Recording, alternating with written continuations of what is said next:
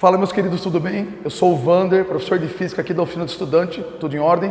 Como nós fizemos nas aulas anteriores, eu vou tentar continuar a falar sobre cinemática.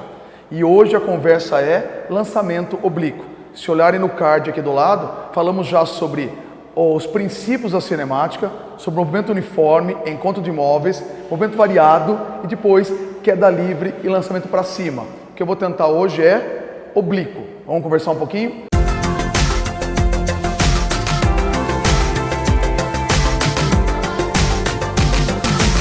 O que define o movimento oblíquo? O que define o lançamento oblíquo? Se vocês olharem para a lousa comigo, o que define o lançamento é esse ângulo aqui, ó.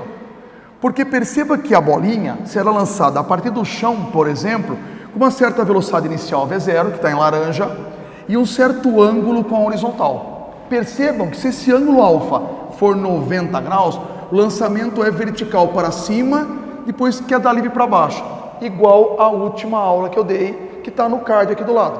Mas, se eu lançar com um certo ângulo diferente de 90, sei lá, 30, 45, 60, eu tenho um lançamento oblíquo. O que a partícula fará no ar? Ela vai subir, chegar até o ponto máximo e descer de volta ao chão. Agora, antes de qualquer coisa, pegou uma questão desse jeito, pegou um lançamento oblíquo, primeira coisa de tudo, pega a velocidade inicial e decompõe nas suas duas componentes, a componente x e a componente y.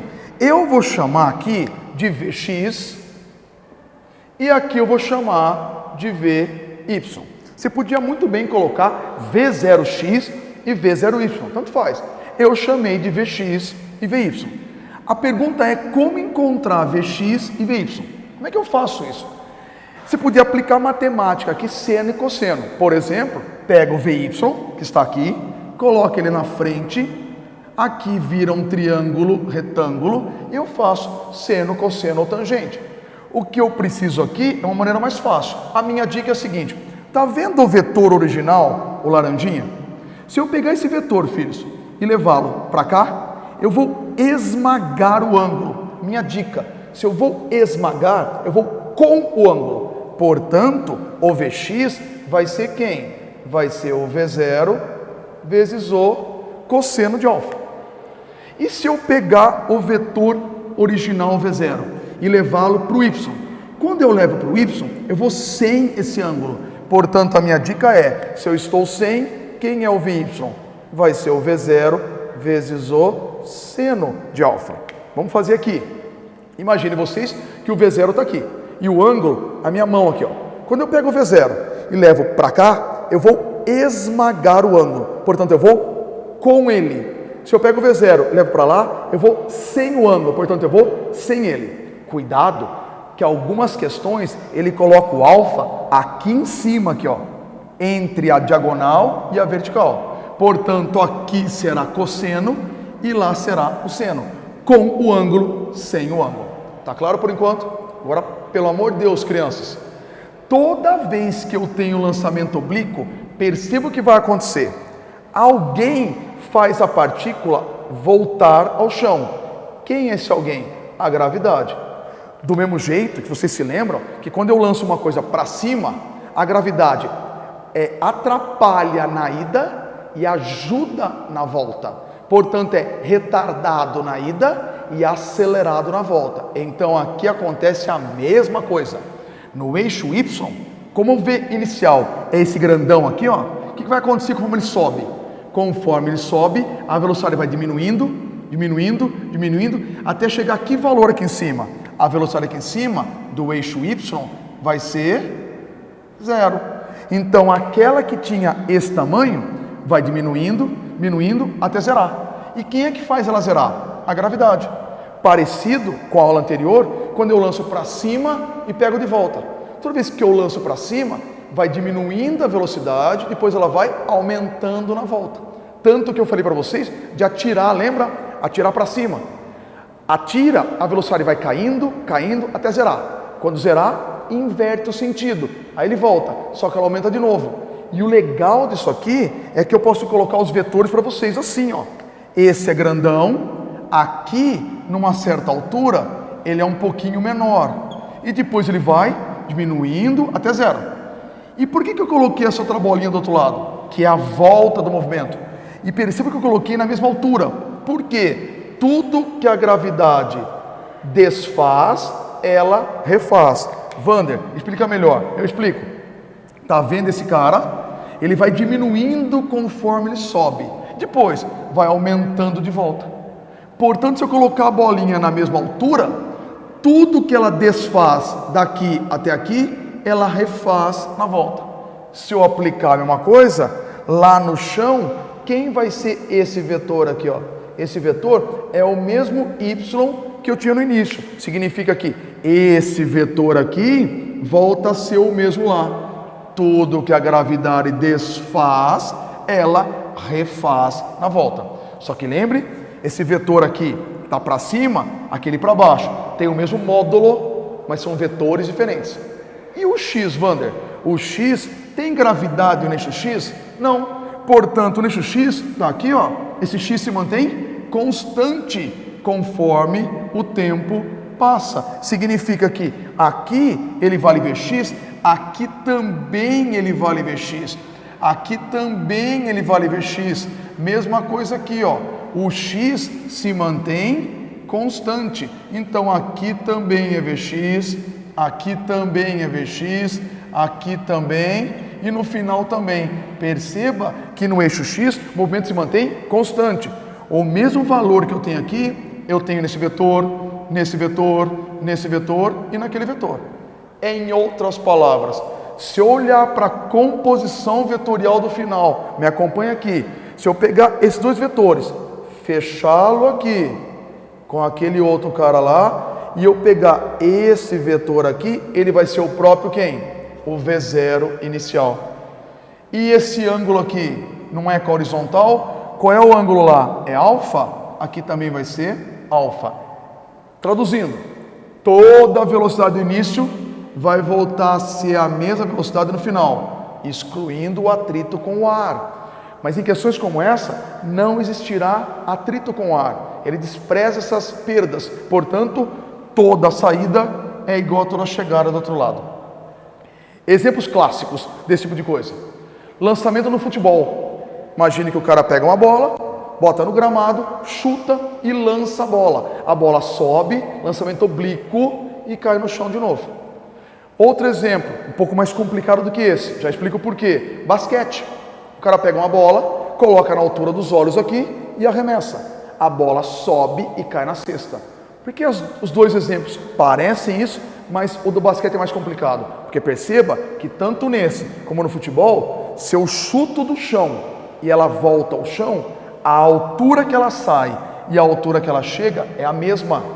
No basquete agora, se eu jogo numa altura, ela sai na minha mão e chega na cesta numa altura diferente, a altura que ela sai não é igual a que ela chega. Esse exercício complica. Por quê? Ele não faz o sistema completo. Imagine, por exemplo, que ele sai daqui e chega até aqui, por exemplo. Portanto, o sistema não é completo. Ele não sai do chão e volta ao chão. Ok? Vander, e se ele sair do chão e voltar ao chão? O que tem de especial? Queridos, lembre-se que o tempo que demora para subir é o mesmo tempo que demora para descer. Então, o tempo da subida é igual ao tempo da descida. Por quê? Porque tudo que a gravidade desfaz na ida, ela refaz na volta. Se parece muito, já fizemos aqui na frente, subir e descer. Se a altura que eu pegar a caneta é a mesma da subida, da descida, o tempo é o mesmo. Se demora 1 segundo para subir, demora 1 segundo para descer. Mesma coisa aqui. 1 segundo para subir, 1 para descer. Ok? O que advém de tudo isso? Duas coisas importantes. Se o movimento do eixo X não tem gravidade e, portanto, o vetor se mantém, significa que, acompanha comigo, que no eixo X o movimento é de que tipo? O movimento é uniforme. E então no eixo Y, como tem gravidade, o movimento é o quê? Uniformemente variado. E nesse momento vale um parênteses. Muitos amigos por aí, muitos colegas meus e algumas apostilas colocam aqui um monte de equações. E aí eu conheço vocês. Vocês vêm para mim e falam assim: Wander, eu não consigo decorar aquelas equações todas. Até falam assim: eu até entendi como é que é movimento uniforme no chão, variado no chão, um automóvel pegando o outro, ou um automóvel saindo de um lugar, chegando ao outro, uniforme variado, não importa. Mas quando coloca-se no ar, eu não entendo. E eu compreendo o aluno, porque o professor enche de equações. Eu não quero isso de vocês, o que eu quero é isso aqui, ó. Vamos recordar as equações do uniforme ou do variado sem decoreba? Como é que é a única equação importante do uniforme? A única é essa: velocidade é o espaço que eu ando pelo tempo que eu gasto. Lembra dela? Primeira aula nossa. E do variado? São 3. Quais são as 3? A primeira, ΔS, me acompanha, é igual V0t mais AT² sobre 2. Qual é a segunda? Lembra? V igual a V0 mais AT, a tal da Vovoat. E a terceira? Lembra? Torricelli. Eu vi 2 vezes o vovô mais 2A ΔS. Estão lembrados disso? Então, sorvetão, Vovoat e Torricelli. É isso que eu vou usar para o eixo Y e é isso que eu vou usar para o eixo X. Mas, Wander, lá tem um tal de V0 seno, V0 cosseno, o que eu faço? Simples. No lugar da velocidade do eixo X, você substitui esta lá. E no lugar do V0 do eixo Y, substitui esta. Só que o que alguns amigos e alguns alunos e algumas apostilas fazem? Substitui direto e a equação fica desse tamanho. E aí fica complicado de você decorar, de você entender o que está acontecendo. Eu prefiro o seguinte: lembre as equações de uniforme variado e apliquem isto lá. Lembrando 2 detalhes importantes. No lugar do ΔS, aqui, ó, nesse ΔS, vai ser o ΔS, a distância do eixo X, que geralmente é chamado de A do quê? De alcance. Ô Wander, onde está o alcance lá? O alcance, meus caros, está desde o início até o final no eixo X. É esse cara aqui, ó. Esse é o alcance do início ao fim. Detalhe, para vocês lembrarem, o alcance é aquilo que define se um atleta ganhou, por exemplo, um salto em distância. Quando ele salta em distância, não importa a altura que ele sobe, o que importa é a distância que ele vai para frente. Outro exemplo, me perdoe, já volto já, é dardo. O cara vai lançar um dardo, ele vem correndo e lança. Quem define a medalha de ouro, ou de prata, ou de bronze, se ele ganhou ou não? É o alcance do dardo. Aliás, por falar nisso, olha o movimento de um dardo no ar. O cara lança, o dardo vai no ar, chega na altura máxima, volta e bate no chão.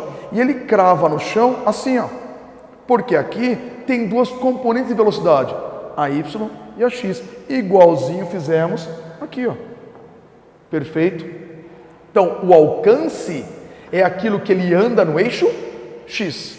E o ΔS aqui, ó, do eixo Y. Este cara aqui e este cara aqui, ó. Como é que ele chama geralmente? Ele chama de H. Onde está o H lá, Wander? Aqui, ó. Este é o H, ó. É a altura que a partícula vai subir. E lembre-se que nessa altura máxima, algo muito importante acontece. A velocidade do eixo Y é 0. E pelo amor de Deus, crianças, não vão cair em pegadinhas tipo FUVEST. Abre aspas. Uma partícula foi lançada obliquamente. Blá, blá, blá, blá, blá. Letra A. Na altura máxima, a velocidade é 0. O aluno menos avisado marca essa e vai embora. Está errado. Na altura máxima, a velocidade não é 0. A velocidade Y é 0, porque sobra a velocidade X. Então, na altura máxima, ele ainda tem velocidade. E qual é ela única? A velocidade do eixo X. Guardaram isso? Então, importante demais. E última coisa. Nessas equações, percebam que a aceleração que vai aqui, que vai aqui, que vai aqui, é a própria gravidade. Ok? O que eu queria tentar mostrar para vocês agora é um truquezinho, uma dica sobre possíveis ângulos do lançamento. Vamos fazer isso juntos? Um minuto só, vamos conversar, vamos lá. Uma dica importante para todos vocês. Sempre aparece isso aqui nos principais vestibulares. Imagina o seguinte, eu coloquei aqui como observação. Eu vou lançar essa partícula em 3 ângulos diferentes. Eu coloquei em cores aqui, fica mais fácil vocês verem. 30 graus, 45 graus, 60 graus. 30 em vermelho, 45 em laranja, 60 em azul. E eu vou fazer com que a velocidade inicial do lançamento seja igual para todos os ângulos possíveis, para todos os lançamentos possíveis. Então eu estou lançando aqui em vermelho com 30 graus, com a mesma velocidade que 45 e a mesma que 60. Por incrível que pareça, queridos, guardem, com 45 graus, que é o laranja, é o maior alcance de todos. Lembre-se que alcance é a distância entre aquilo que ele sai e aquilo que ele chega. Então, para o 45 graus, é o maior alcance de todos, se a velocidade inicial é igual para todas. É lógico que até um aluno esses dias falou para mim em aula, mas se a velocidade inicial do 30 for 100 por hora e do 45 for 10 por hora, é lógico que o 30 vai mais longe. Mas se eu tiver a mesma velocidade inicial para os 3, só que com ângulos diferentes, o do 45 é o maior alcance de todos. Então, decora isso. O alcance é maior para o 45 graus. E por incrível que pareça, o 30 em vermelho e o 60 em azul caem no mesmo local. Então, por incrível que pareça, o alcance de 30 graus é igual ao alcance de 60 graus. E é até fácil de verificar algo desse tipo. Lembra que eu pegava a velocidade inicial e decompunha em x e y? Eu tinha o cosseno e o seno. Lembre-se que em matemática, o seno de 30 é o cosseno de 60 e vice-versa. Então, quando eu decomponho o 30 e o 60, um vetor, uma decomposição, acaba compensando a outra composição. Portanto, a hora que você faz as contas, o alcance para 30 e 60 vai dar na mesma. Então, isso é importante? O aluno sempre erra esse tipo de coisa. O maior alcance, mantendo velocidades iguais, vai ser com 45 graus. Uma coisa importante, imagina a dificuldade, por exemplo, de um atleta para lançar um dardo, tendo que correr para lançar o dardo. O que ele tem que fazer é lançar o dardo com a maior velocidade possível e formando um ângulo de 45 graus com a horizontal. Se ele lançar o dardo muito rápido, só que num ângulo muito grande, o dardo sobe e vai descer no pé do cara. Mas se ele lançar o dardo com muita velocidade e muito baixinho, com um ângulo muito pequeno, vai cair perto dele também. Então ele tem que fazer com 45 graus e com a maior velocidade possível. Exemplos trágicos da vida humana, mas que pode cair, esse ataque, por exemplo, dos Estados Unidos à Síria, que acabou de acontecer.